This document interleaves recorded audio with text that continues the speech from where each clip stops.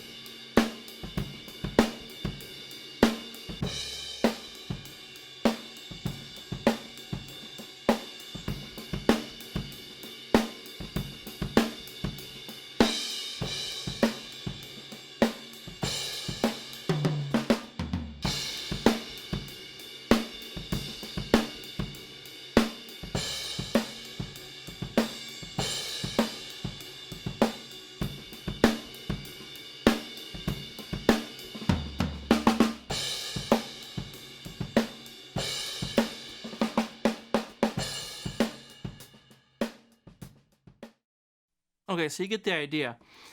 It's almost like a scooped sound. Like you take some EQ and about 3-4K, you just kind of scoop it out a little bit.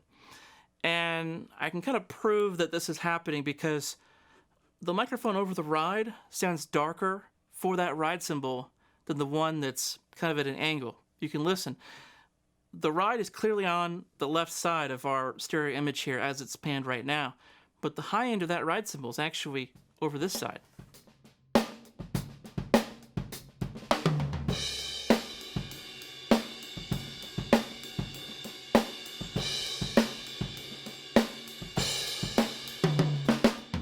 You hear it?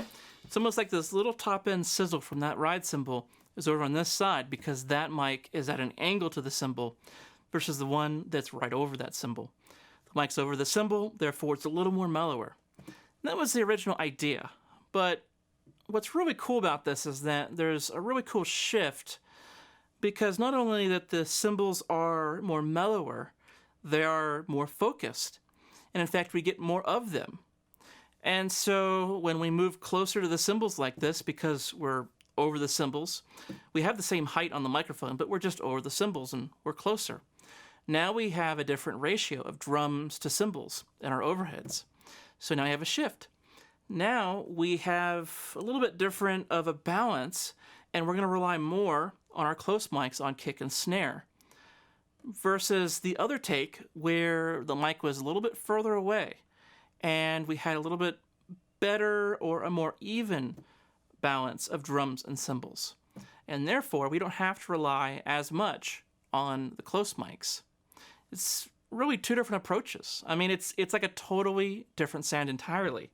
And this is really cool. I mean, it's really profound how something this little can have such a big shift in your drum sound. This is why I say that the overheads are the foundation. If you want to use a lot of close mics, you want that dry, punchy sound, you got to have your mics over the cymbals, at least in this case.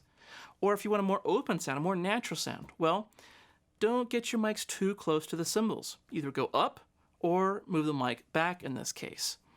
So let's have a listen back to back, and I want you to listen to the sound of the drums versus the cymbals, the balance, okay, the level of the drums versus the cymbals.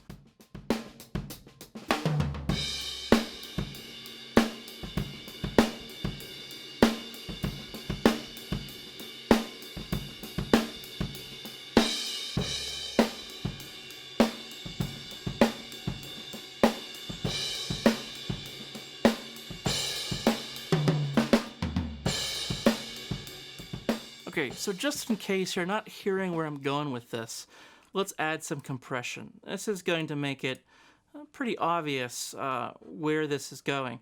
Now, let's add something kind of aggressive. And when we add compression to overheads, it'll pull up the sound of the room, specifically on the snare drum. It'll almost sound like there's a little bit of verb on the snare drum.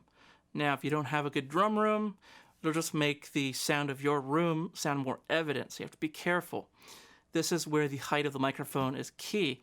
If you don't have a good drum room, you want to keep your mics down low so that when you add compression, you're not limited by the sound of your room creeping in. You want to be able to compress as needed and not be limited by, oh man, if I crank the compressor like I want or for an effect, all of a sudden my room is interfering. In this case, we're going to hear that room come in. I like the sound of the room, and it'll just kind of expose what I'm getting at here. Listen to the sound of the drums versus the sound of the cymbals and just the balance between the two.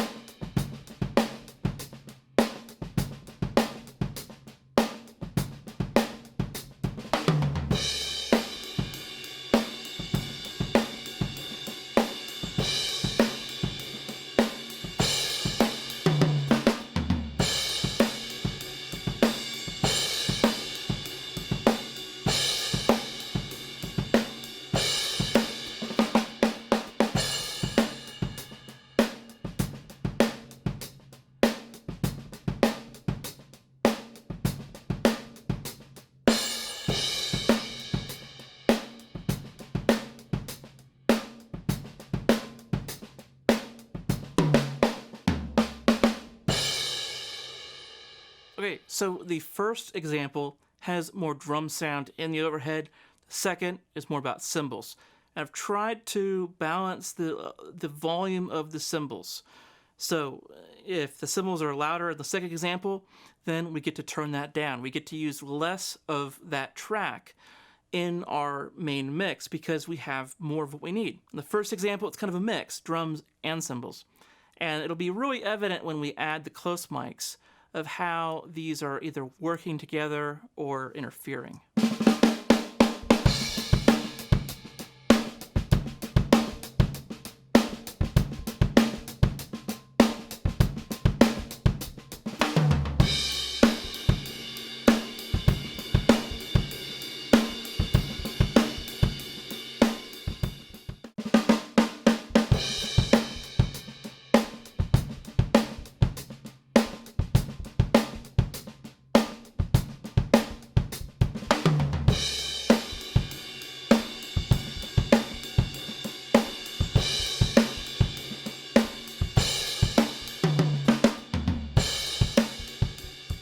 you can hear that we're able to allow the close mics to really bear the load of giving us that sound, giving us the sound of the kick and the snare.